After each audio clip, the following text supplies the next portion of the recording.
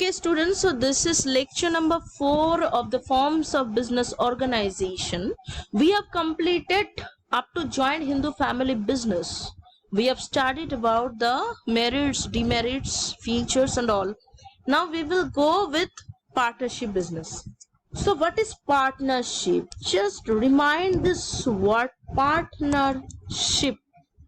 So basically what it means, there will be a collaboration of some people, maybe 2 or 3, minimum 2 people will be there. The basic understanding what we can get from this word partnership, that minimum 2 members will be there who will be forming any association or any organization. So now we will go details with this topic.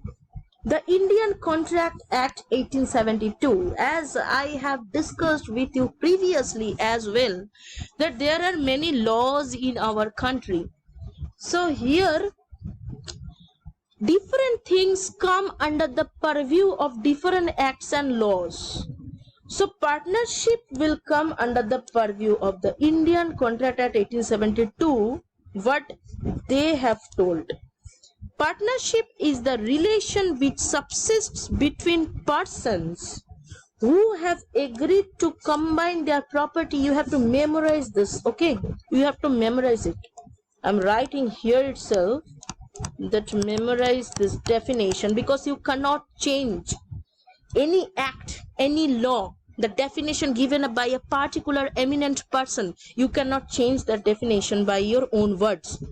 So here Indian Contract Act 1872 has given this definition that partnership is the relation which subsists between different persons who have agreed to combine their property, labor or skill in some business and to share the profits therefrom between them. Okay. So it is such a relation which will exist between the persons, those who have agreed to combine, to bring together their property, their labor, that is their skill, and they are trying to share the profits, whatever will be between them itself. The profits will not be obtained by any or provided to any third party. So no third party concerned will be there in this case. Partnership serves as an answer to the needs of greater capital investment, varied skills and sharing of risks. So when you are selecting a partner for the business, how will you select? That basically depends upon the nature of the business, what kind of business you are going to open. So that will depend on the nature of the business, that with what professional qualification or what skill you will do partnership with a particular person. So there is a chance of someone will be having a huge amount of money, that is capital, they can invest more. So I will select that one person at first.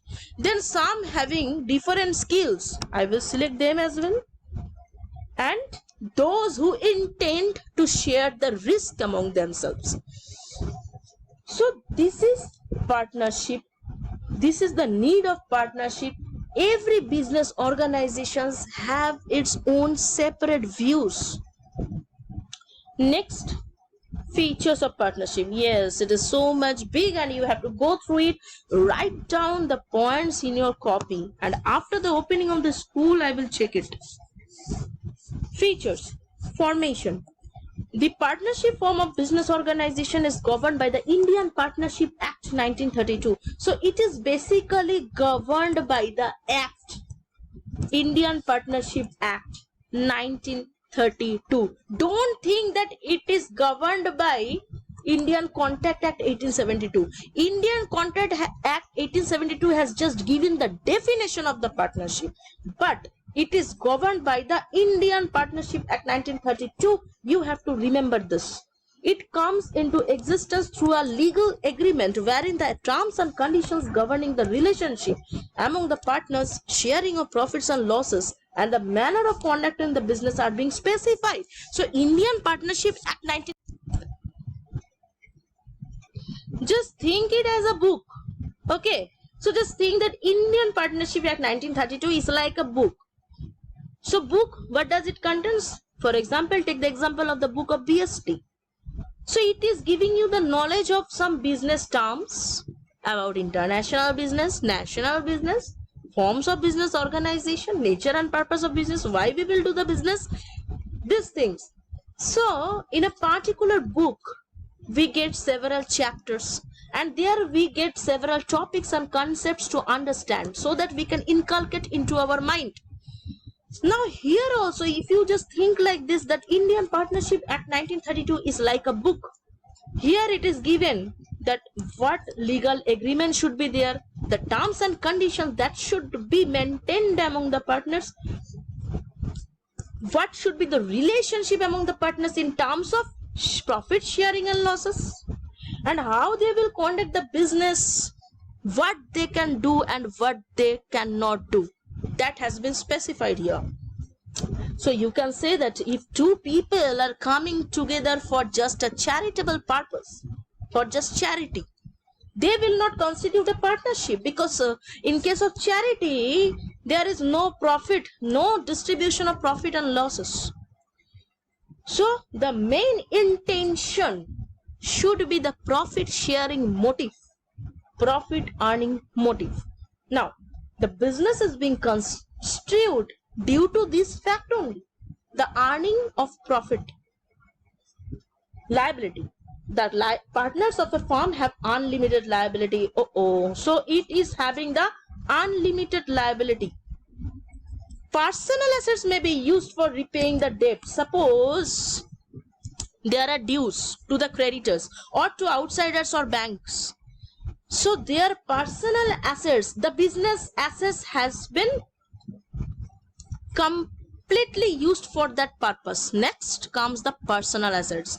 So they have to give the personal assets also in case the business assets are insufficient to pay off the debts.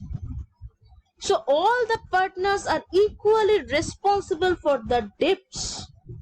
How much they contribute in proportion to their share in business. Each partner can be held responsible repaying the debts of the business.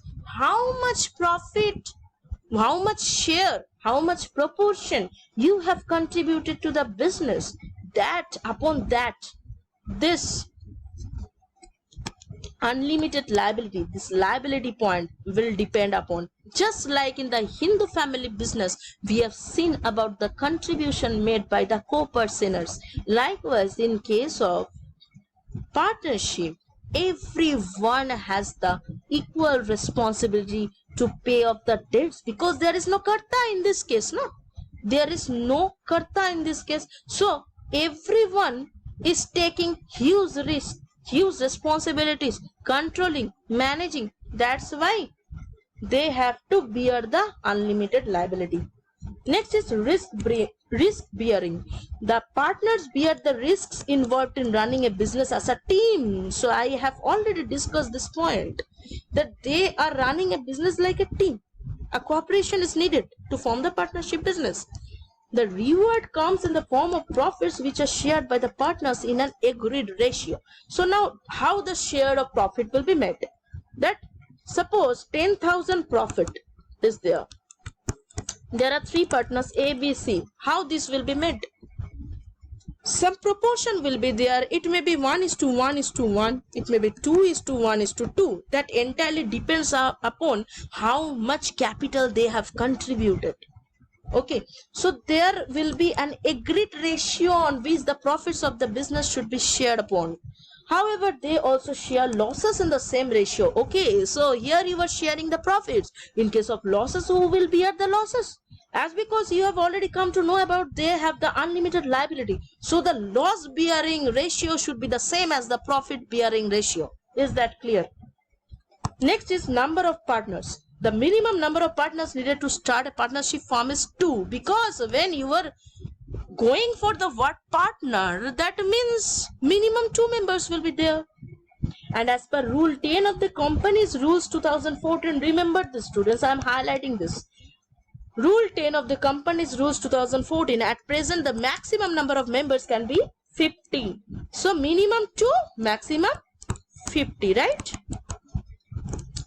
Mutual agency. The definition of partnership highlights the fact that it is a business carried on by all or any of the partners acting for all. A very important statement and case study can come from here itself.